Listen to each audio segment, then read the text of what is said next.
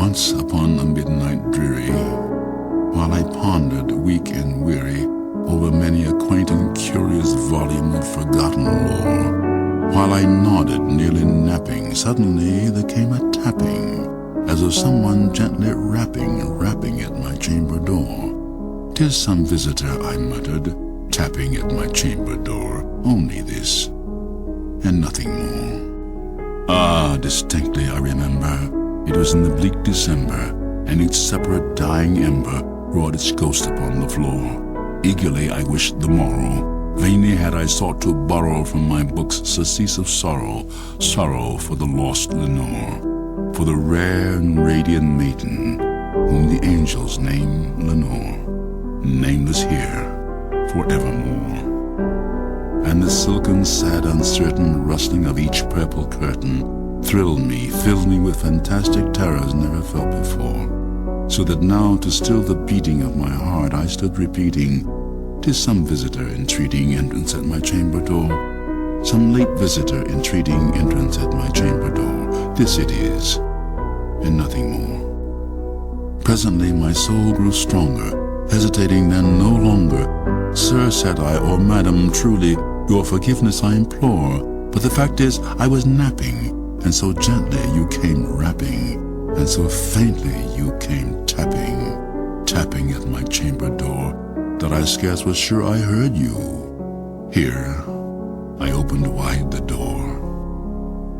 Darkness there, and nothing more. Deep into this darkness peering, long I stood there wondering, fearing, doubting, dreaming dreams no mortal ever dared to dream before. But the silence was unbroken, and the stillness gave no token, and the only word there spoken was the whispered word, "Lenore?" This I whispered, and an echo murmured back the word, "Lenore." Merely this, and nothing more. Back into the chamber turning, all my soul within me burning, soon again I heard a tapping somewhat louder than before. "Surely," said I, "surely that is something at my window lattice. Let me see then what thereat is, and this mystery explore. Let my heart be still a moment, and this mystery explore. 'Tis the wind, and nothing more." Open here I flung the shutter, when with many a flirt and flutter in there stepped a stately raven of the saintly days of yore. Not the least obeisance made he, not a minute stopped or stayed he, but with mien of lord or lady perched above my chamber door, perched upon the bust of Pallas just above my chamber door, perched and sat, and nothing more. Then this ebony bird beguiling my sad fancy into smiling by the grave and stern decorum of the countenance it wore. "Though thy crest be shorn and shaven, thou," I said, "art sure no craven, ghastly, grim, and ancient raven wandering from the nightly shore. Tell me what thy lordly name is on the night's Plutonian shore." Quoth the raven, "Nevermore." Much I marveled with this ungainly fowl to hear discourse so plainly, though its answer little meaning, little relevancy bore.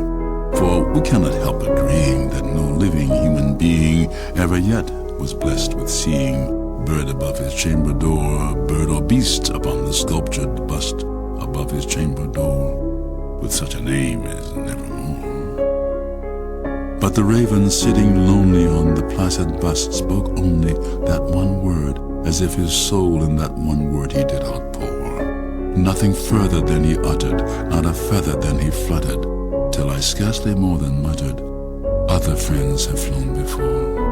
On the morrow he will leave me, as my hopes have flown before." Then the bird said, "Nevermore." Startled by the stillness broken by reply so aptly spoken, "Doubtless," said I, "what it utters is its only stock and store, caught from some unhappy master, whom unmerciful disaster followed fast and followed faster, till his songs one burden bore, to the dirges of his hope that melancholy burden bore, of nevermore." But the raven still beguiling my sad fancy into smiling, straight I wheel a cushioned seat in front of bird and bust and door, Then upon the velvet sinking, I betook myself to linking fancy unto fancy, thinking what this ominous bird of yore, what this grim, ungainly, ghastly, gaunt, and ominous bird of yore meant in croaking nevermore. This I sat engaged in guessing, but no syllable expressing to the fowl whose fiery eyes now burned into my bosom's core. This and more I sat divining, with my head at ease reclining on the cushion's velvet lining, that the lamplight gloated o'er, but whose velvet violet lining with the lamplight gloating o'er she shall press, nevermore. Then methought the air grew denser, perfumed from some unseen censer, swung by seraphim whose footfalls tinkled on the tufted floor. Wretch, I cried, thy God hath lent thee, by these angels he hath sent thee, respite, and nepenthe from thy memories of Lenore. Quaff, oh quaff this kind nepenthe, and forget this lost Lenore. Quoth the Raven, nevermore. Prophet, said I, thing of evil, prophet still if bird or devil, whether tempter sent or whether tempest tossed thee hither shore. Desolate yet all undaunted on this desert land enchanted, on this home by horror haunted. Tell me truly, I implore, is there balm in Gilead? Tell me, I implore. Quoth the Raven, nevermore. Prophet, said I, thing of evil, prophet still if bird or devil, by that heaven that bends above us, by that God we both adore, tell this soul with sorrow laden, if within the distant Aidenn it shall clasp a sainted maiden, whom the angels name Lenore. Clasp a rare and radiant maiden, whom the angels name Lenore. Quoth the Raven, nevermore. Be that word our sign of parting, bird or fiend, I shrieked upstarting. Get thee back into the tempest and the night's Plutonian shore.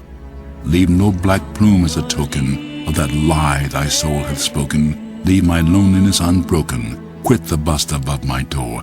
Take thy beak from out my heart, and take thy form from off my door. Quoth the Raven, nevermore. And the Raven, never flitting, still is sitting on the pallid bust of Pallas just above my chamber door. And his eyes have all the seeming of a demon's that is dreaming, and the lamplight o'er him streaming throws his shadow on the floor. And my soul, from out that shadow that lies floating on the floor, shall be lifted nevermore.